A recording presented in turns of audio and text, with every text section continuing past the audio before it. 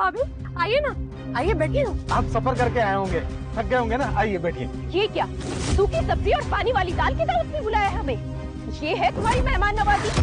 भाई साहब यकीन नहीं होता कि आप अपना 60वां जन्मदिन भूसा खिला करके मनाने वाले हैं। शर्म नहीं आती आपको? कैसा भिखारी परिवार है। अगर बर्थडे सेलिब्रेट करने की औकात नहीं थी तो हमें पार्टी में इसलिए बुलाया ताकि हमारी इंसल्ट कर सके। ओहो, देखो तो गौरी ने तो अपने साथ चलती फिरती लाश को भी घर ले आई। इन लोगों के सारे पैसे तो इसके इलाज में खर्च हो गए, तो दावत क्या खाक देंगे ये? अरे मेरी तो सलाह यही है कि इस मुफ्त खुर पे पैसे खर्च करने के बजाय अपना पेट भर लो।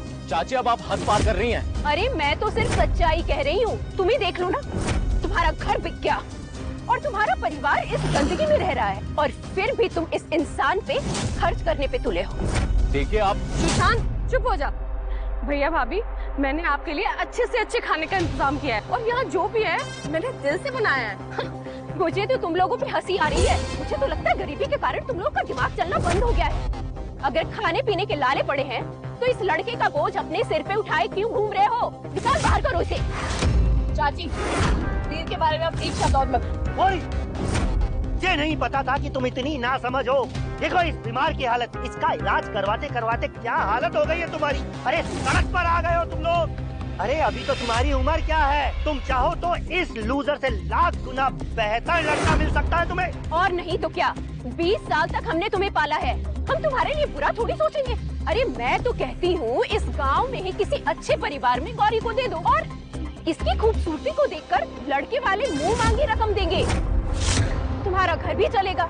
अरे इस लड़के के चक्कर में आती हुई लक्ष्मी से हाथ क्यों धो रहे हो तुम लोग? भाभी, इस माँ होकर दूसरी माँ को उसकी बेटी को बेचने की बात कर रही हो? शर्म नहीं आ रही है तुम्हें? लो कर लो बात। मैंने कुछ गलत कहा क्या?